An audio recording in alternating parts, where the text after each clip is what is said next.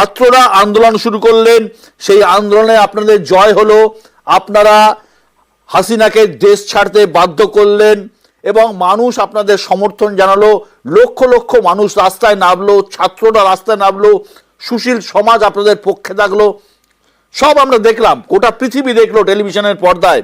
কিন্তু গোটা পৃথিবী এটাও দেখলো একটা আন্দোলনের পর হাঁস থেকে শুরু করে মুরগি, ছাগল থেকে শুরু করে কুকুর এবং মহিলাদের অন্তর্বাস পর্যন্ত লুট করে নিয়ে যাওয়া হচ্ছে। আপনারা কি এই আন্দোলন চেয়েছিলেন? আসলে এটা আপনার যে লাস্টে এটা বললে অন্তর্বাস, এটা আসলে এই ছবিটা ভাইরাল হয়েছে গণভবন থেকে যারা তাদের ক্ষোভের বহিঃপ্রকাশ, হয় 15 বছরের দুঃশাসনের বহিঃপ্রকাশের ফলে গণভবনে গণজাগরণের ফলে গণভবনে যে হামলা হয়েছিল, সেখান থেকে জনগণ তার যে বিজয় উৎসবের স্মারক হিসেবে অনেক কিছু নিয়েছিল, কিন্তু পরবর্তীতে তারা আবার সেই গণভবন থেকে যেই মালামালগুলা বিজয় উৎসব করার জন্য নিয়েছিল সেগুলো আবার ফেরত দিয়ে গেছে। কিন্তু এই যে আপনারা ঢালাওভাবে প্রচার করছেন যে সংখ্যালঘুদের উপর বাংলাদেশে হামলা হচ্ছে, তারা অনিরাপদ, এটা একটা সম্পূর্ণ মিথ্যা সংবাদ। এবং এর পাশাপাশি আমি বলতে চাই যে এই যে বিপ্লবটা হয়েছে, এটা মানুষের ভিতরে বা যে যাদের উপরে হামলা করা হয়েছে, কিছু হামলা হয়েছে, এটা আমি অস্বীকার করব না, কিন্তু কাদের উপর হামলাটা হয়েছে? যারা এই ছাত্রলীগ যুবলীগ, যারা এই সন্ত্রাসীরা এই সাধারণ ছাত্রদের উপরে ওপেন খালি হাতে, যাদের সাধারণ ছাত্রদের কিচ্ছু ছিল না, তাদের উপরে মুহূর্ত গুলি চালিয়ে একটা গণহত্যা কায়েম করেছে, তাদের উপরে অল্প বিস্তার হামলা হয়েছে। এটা রাগ ক্ষোভের একটা বহিঃপ্রকাশ। কিন্তু বর্তমানে বাংলাদেশের পরিস্থিতি, গতকালকে আমাদের অন্তর্বর্তীকালীন গভর্নমেন্ট ঘোষণা হওয়ার সাথে সাথে বাংলাদেশে বর্তমানে যে প্রশাসনিক অবস্থা, শান্তি শৃঙ্খল ভাবে সবকিছু চলছে, বর্তমানে বাংলাদেশে কোনো সমস্যা নাই। এবং এর আগেও যেই হামলাগুলো দেখানো হচ্ছিল, এগুলো বিগত দিনের আওয়ামী লীগ দুঃশাসনের সময় সংখ্যালঘুদের উপরে যেই হামলাগুলো করা হয়েছিল, সেই হামলাগুলোর ফুটেজ এবং ভিডিও তারা পরিকল্পিত বলে আন্দোলনের রাশ কি ছাত্রদের হাতে আছে, নাকি আন্দোলনের রাশ চলে গেছে হুলিগানদের হাতে, অর্থাৎ এমন একটা দলের হাতে যারা লুট করতে চায়, যারা দখল নিতে চায়, তারা হয়তো ছাত্র নয়? সেটা কি আছে আপনাদের হাতে? দেখুন, আন্দোলনের রাশ আমাদের হাতে আছে বলেই গতকালকে আমরা অন্তর্বর্তীকালীন সরকার গঠন করতে পেরেছি এবং সেখানে আমাদের 2 জন প্রতিনিধি আমরা নিশ্চিত করেছি, নাহিদ এবং আসিফ। তো আমাদের থানা, আপনি দেখবেন বাংলাদেশের মিডিয়াগুলো সংবাদগুলো যদি দেখেন, যে থানার সামনে সাধারণ ছাত্ররা তারা বসে পাহারা দিচ্ছে, তারা এই সিগন্যাল গুলোকে, সড়কের সিগন্যাল গুলোকে তারা মেনটেন করছে। ঠিক, তারা রনি আপনার কাছে আমি আসছি। আসাদ নূর, আপনি লিবারাল, আপনার ব্লগে আপনি লিবারাল কথাবার্তা বলেন, নির্ভীক হয়ে নিজের কথা বলেন, যার জন্য বহু ধর্মগুরুদের ক্ষোভের মুখে পড়তে হয়েছে আপনাকে। নতুন বাংলাদেশে আপনি কি চান? যেটা আমাদের মুক্তিযুদ্ধ, যে কারণে মুক্তিযুদ্ধ হয়েছিল, 72-এর সংবিধান, এতটুকু সংক্ষেপে বলতে চাই, এর বাইরে আমার কিছু চাওয়ার নেই। 72-এর সংবিধানে ফিরতে চাই, সাম্য সব, এটা ভেঙে ভেঙে বলতে গেলে অনেক বড়। আমি শুধু 72-এর সংবিধানে ফিরতে চাই।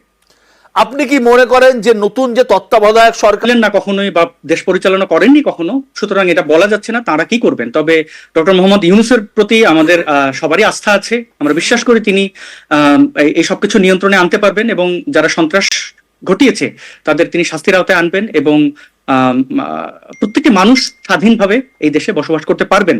বাক স্বাধীনতা থাকবে, ধর্মীয় স্বাধীনতা থাকবে, ধর্ম পালন এবং না পালনের স্বাধীনতা থাকবে। এদেশের ভিন্ন মতের যারা মানুষ আছেন, ভিন্ন ধর্মের মানুষ যারা আছেন, তারা একইভাবে তাদের ধর্মীয় স্বাধীনতা পাবেন। আমাদের সহনাগরিক যারা আছেন পাহাড়ে, সেখান থেকে সেনা প্রত্যাহার করে তাদের এই যে বন্দুকের নলের মধ্যে রাখা হচ্ছে, সেখান থেকে সরকার সরে আসবে। সেখানে বাঙালি ঢুকিয়ে দিয়ে সেই আদিবাসীদের উপরে নির্যাতন নিপীড়ন চালানো হচ্ছে, সেগুলো বন্ধ হবে এবং যথাযথভাবে আইনের সুশাসন প্রতিষ্ঠা হবে। আমি খুব বাংলাদেশী হিসেবে লজ্জিত যে আমার দেশে দেখতে হচ্ছে লাখো মানুষ চুরি ডাকাতির সাথে যুক্ত এবং বাকি মানুষগুলো বসে আছে, তারা জিম্মি এই ধরনের সন্ত্রাসীদের কাছে। আমি খুবই একজন পুরুষ হিসেবে খুবই লজ্জিত যে আমাদের আসলে ঠাকুমার বয়সী একজন মহিলা, যিনি আমাদের সাবেক প্রধানমন্ত্রী, তার উপরে আমাদের অনেকের ক্ষোভ আছে, আমাদের দুঃখ আছে, আমাদের কষ্ট আছে, কিন্তু তার অন্তর্বাস ঝুলিয়ে, এখানে একজন ছাত্রকে এনেছেন, তিনি ছাত্র আদৌ কিনা অন্তর্বাসটি উচ্চারণ করতে পারেনি, যাই হোক, তো তিনি সেটাকে এক প্রকার জাস্টিফাই করে গেলেন, কিন্তু আমি জাস্টিফাই করবো না। এই আন্দোলনের শুরু থেকে আমি ছিলাম, আমি এই আন্দোলনের যতটুকু আমার অ্যাক্টিভিজমের, আপনি দেখবেন আমার ভিডিওগুলো, সবকিছুতেই আমি এই স্বৈরাচারের পতন চেয়েছি। কিন্তু তারপরে যদি আমি দেখি আমাদের ধানমন্ডি 32 নম্বরের বাড়ি পুড়িয়ে দেওয়া হয়, যেটা আমাদের মুক্তিযুদ্ধের অন্যতম দলিল, আমাদের জাদুঘর, আমি যদি দেখি আমাদের জাতির পিতা বঙ্গবন্ধুর সকল ভাস্কর্য বাংলাদেশে ভেঙে ফেলা হয়েছে, এটা আমাদের জন্য লজ্জা। শেখ হাসিনা তিনি ক্ষমতা থাকা এত দীর্ঘ 16 বছরে তিনি এই মূর্খ মাদ্রাসার ছাত্রদের শেখাতে পারেননি যে মুসলিমদের জাতির পিতা আর বাঙালির জাতির পিতা দুজন আলাদা। তারা সেতুর বিভিন্ন স্থাপনা দখল করে সেখানে মুসলিমদের জাতির পিতা ইব্রাহিমের নাম লিখে দিচ্ছেন। এটা এই সাম্প্রদায়িক শক্তিকে বোঝানো যায়নি। আমার দেশের সন্তানদের সুশিক্ষা দেওয়া যায়নি যে মা বোনদের বা আরো বয়স্ক মানুষের কোনো ব্যক্তিগত কাপড় এগুলো সামনে নিয়ে উল্লাস করাটা কোনো সভ্য মানুষের কাজ না। আমাদের শিক্ষা প্রতিষ্ঠানগুলোর শিক্ষকরা এই মহান দায়িত্বটা ঠিকমতো পালন করতে পারেননি। আমি একজন বাংলাদেশী হিসেবে এর জন্য লজ্জিত। আমাদের গণভবন, আমাদের বঙ্গভবন, এগুলো আমাদের সংসদ ভবন, আমাদের রাষ্ট্রীয় সম্পদ, সেগুলো মানুষ লুটপাট করবে। আমি দেখেছি আমাদের রেলগুলোকে ভেঙে দেওয়া হচ্ছে পিটিয়ে পিটিয়ে। আমি দেখেছি বাংলাদেশের শিল্পকলা একাডেমি ভেঙে দেওয়া হয়েছে, বিভিন্ন বরেণ্য শিল্পীদের উপর আক্রমণ করা হয়েছে। একটু আগে আজমির হক বাঁধন, তিনি আমাদের অত্যন্ত সম্মানিত একজন শিল্পী, তিনি এটার প্রতিবাদ করেছেন। সবাই যাদের মধ্যে আসলে ন্যূনতম বিবেকবোধ আছে তারা এই বিষয়গুলোকে কোনোভাবেই জাস্টিফাই করবেন না। এগুলো চরম অন্যায়, আমাদের সভ্য হতে হবে। আমি এখনো মনে করি আমাদের মধ্যে 10 জনের মধ্যে 8 জন এক একজন শেখ হাসিনা বা এক একজন তারেক রহমান, বা এক একজন খালেদা জিয়া বা একজন জামাতের কুখ্যাত রাজাকারদের মতো, যারা আমাদের 1971 আমাদের উপরে নির্মমতা চালিয়েছে। আমাদের সবার মধ্যে এক একজন রাজাকার, এক একজন শেখ হাসিনা, এক একজন স্বৈরাচারী এরশাদ বা এরকম এক একজন তারেক রহমান বসবাস করে। সেগুলোকে মন থেকে ফেলে দিয়ে আগে নিজেকে স্বাধীন ঘোষণা করতে হবে। নিজের মধ্যে কুৎসিত যে অবস্থা রয়েছে সেগুলোকে ছাড় দিতে হবে। আমরা গণভবনের একটা নিরীহ হরিণকে বাদ দিচ্ছি না, কুকুর ছাড়ছি না, মাছ ধরে আনছি, মুরগি ছাগল চুরি করে নিয়ে আসছি। এগুলো কোনো সভ্য দেশের মানুষের পক্ষে এটা করা সম্ভব না। এটা আমি বিশ্বাস করি সুশিক্ষিত করতে হবে, এবং ডক্টর মোহাম্মদ ইউনূস আমি বিশ্বাস করি তিনি পারবেন। এবং তবে আসাদ রনি কি বলবেন যেভাবে জাতির পিতা আপনাদের শেখ মুজিবুর রহমানের মূর্তি ভাঙা হয়েছে, যেভাবে যেটা বলছেন যে আসাদ নূর, যে বাংলাদেশের ছাত্র সমাজকে এগিয়ে আসতে হবে, কি বলবেন? আসলে আমরা আগামীর বাংলাদেশকে দেখতে চাই সাম্য, মানবিক মর্যাদা, সামাজিক সুবিচার। যেই 3টা ঘোষণার মাধ্যমে 30 লক্ষ শহীদের বিনিময়ে আমরা স্বাধীনতা পেয়েছি। কিন্তু আমরা 72 সালে কি দেখতে পেয়েছি? আমরা 72 সালে দেখতে পেয়েছি যে মুক্তিযুদ্ধের যে মূল মন্ত্র সাম্য, মানবিক মর্যাদা, সামাজিক সুবিচার, এই 3টাকে বাদ দিয়ে সংবিধানে সমাজতন্ত্র, গণতন্ত্র, ধর্মনিরপেক্ষতার মতো যেগুলো আসলে মূল মুক্তিযুদ্ধের স্পিরিট ছিল না, তো সেগুলোকে 72-এর সংবিধানে অন্তর্ভুক্ত করা হয়। এবং এই যে বাংলাদেশের মুক্তিযুদ্ধের যে স্পিরিট, বৈষম্য দূর করা, সাম্য প্রতিষ্ঠা করা, ন্যায় বিচার প্রতিষ্ঠা করা, তার বদলে আসলে উন্নয়নের নামে এতদিন বাংলাদেশে একটি লুটপাট চলেছে। আপনারা যদি দেখেন বাংলাদেশে বর্তমানে লোন হলো 100 বিলিয়নের বেশি। এই আওয়ামী লীগের 15 বছরে দেশ থেকে 11 লক্ষ কোটি টাকা পাচার হয়েছে। এই আওয়ামী লীগের দুঃশাসনে আওয়ামী লীগের বিভিন্ন নেতা কর্মীরা তারা কানাডাতে, তারা সিঙ্গাপুরে বেগমপাড়া গড়েছে, তারা সিঙ্গাপুরে সর্বোচ্চ ধনী হয়েছে তাদের মন্ত্রীর একজন ভাই।